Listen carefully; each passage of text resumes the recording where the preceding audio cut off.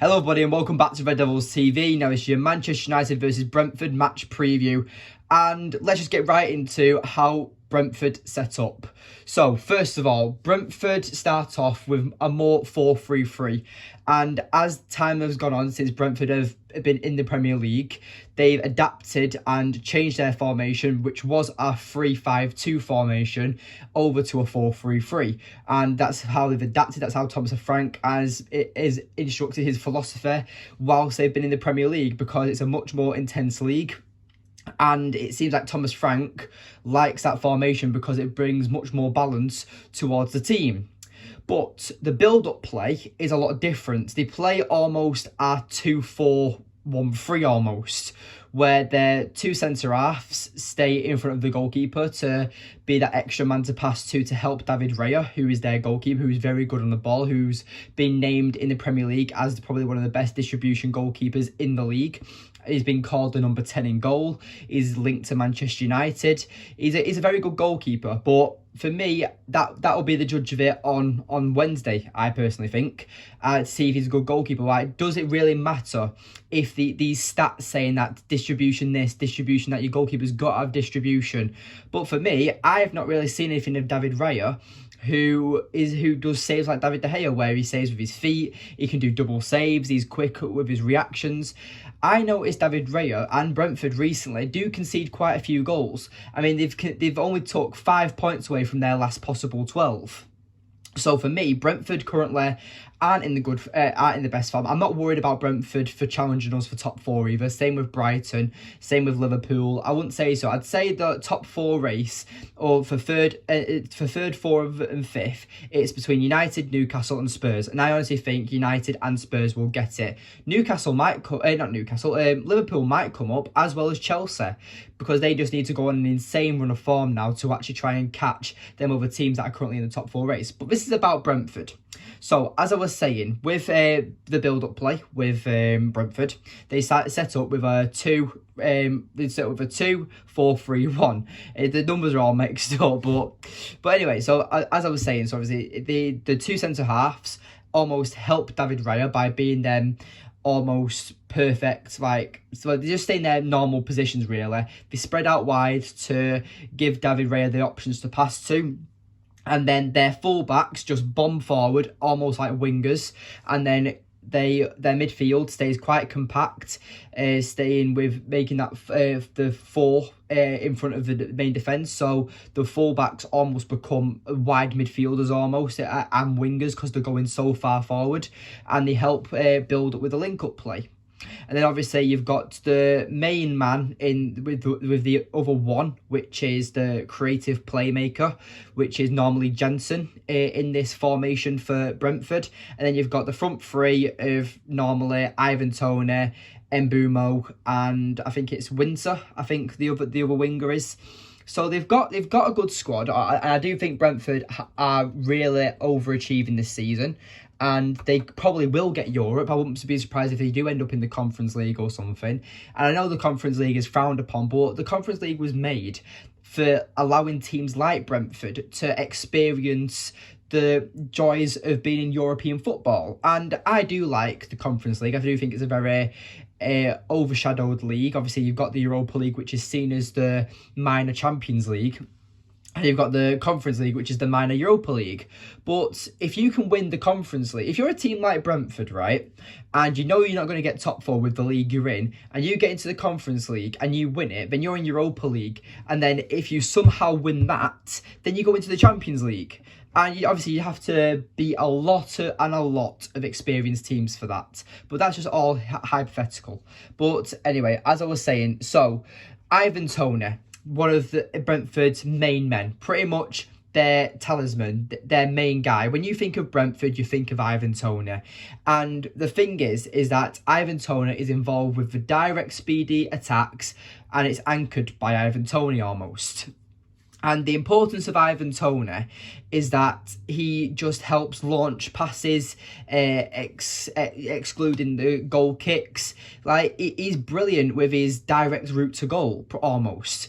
And for me, I personally feel like Ivan Toney is a very underrated striker, and I would like him at Manchester United, but with these betting allegations, and it's pretty much been found guilty of the betting allegations, but he is a very good striker, and he's also very dangerous.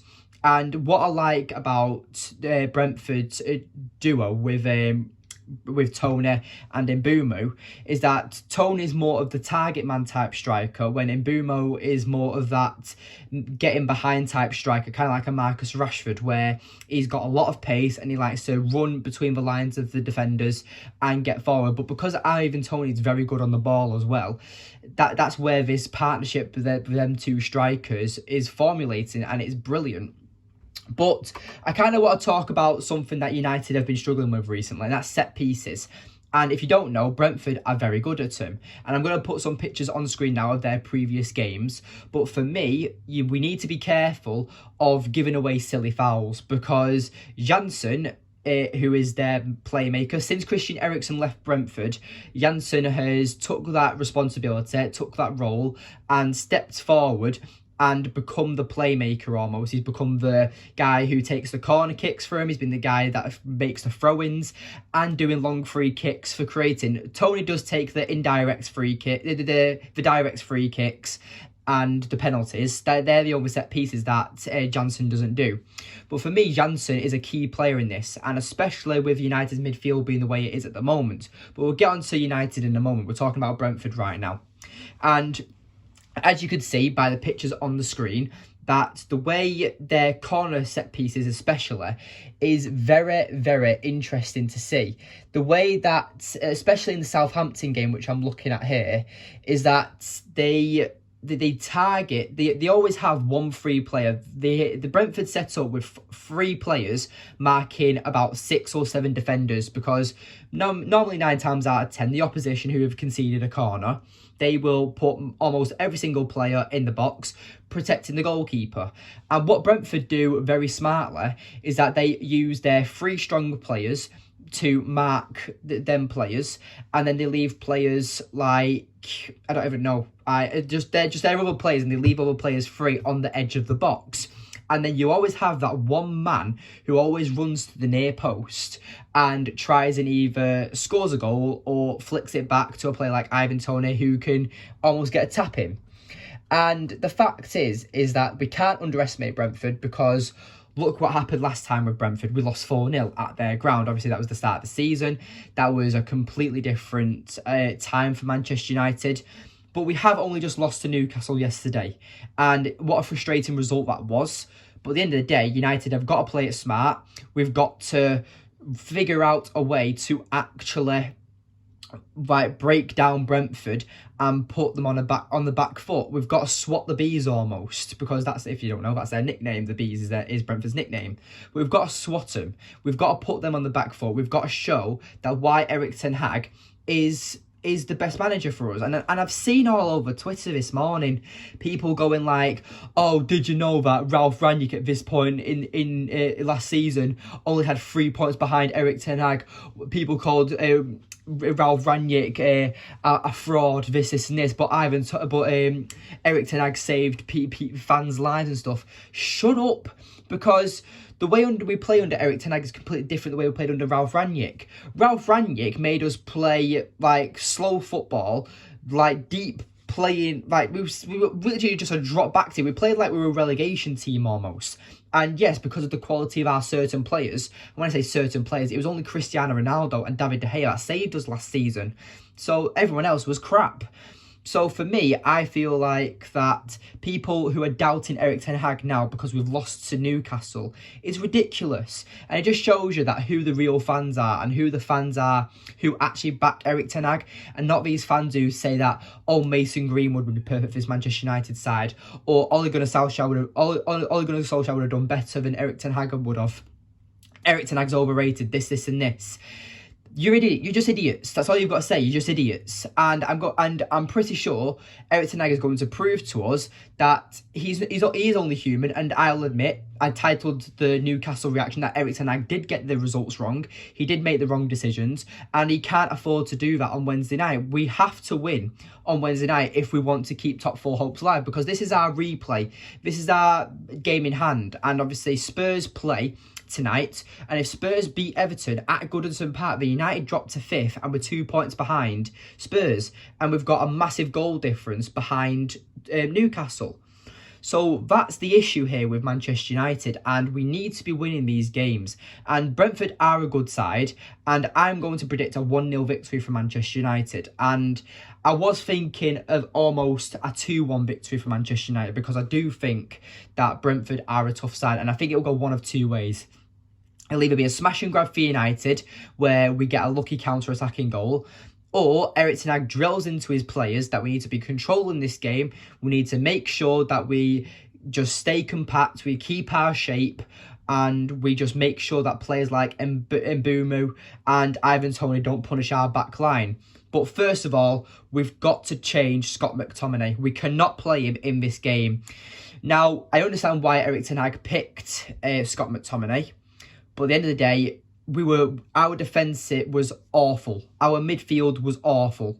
And even though Newcastle probably have a higher valued squad than Brentford do, and they probably have better, just better players in that midfield, still we can't underestimate it, because I feel like when Scott McTominay is brought into our midfield, we look like a mid-table club.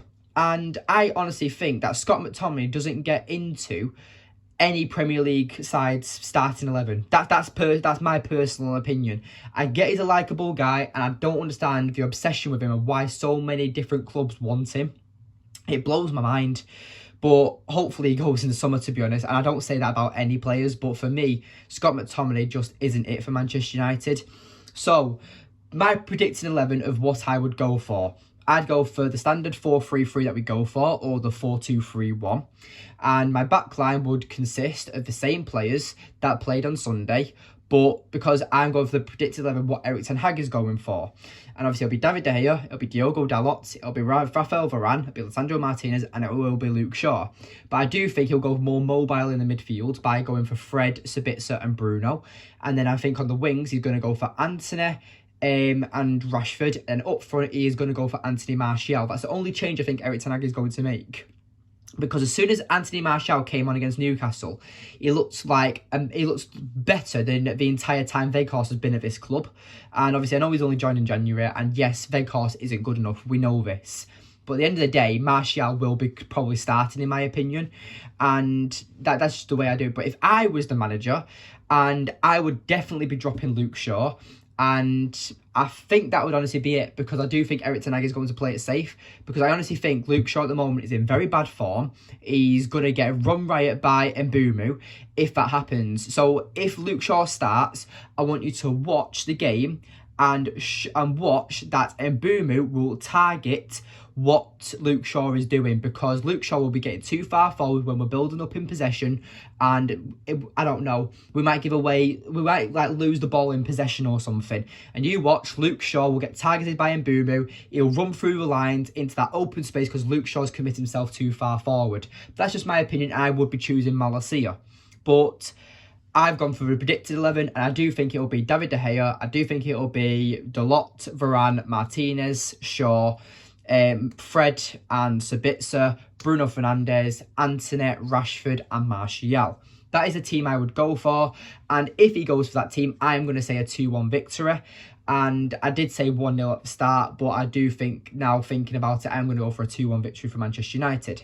I do think that being more mobile in the midfield will help us, and not going for pure height, because even though Ivan Toney and Ben Mee are good in the air, they're their only main players who are very good in aerial duels.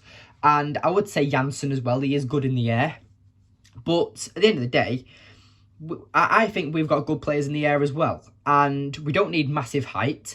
And if he does go for a player like Weghorst, then fair enough. Obviously, he doesn't want to risk Martial getting any more injured, and Weghorst will bring that height into set pieces. But we've just got to make sure that we try and avoid giving away silly set pieces like corners, free kicks. Luke Shaw, I'm looking at you, especially near our box. And I just think that we just need to relax.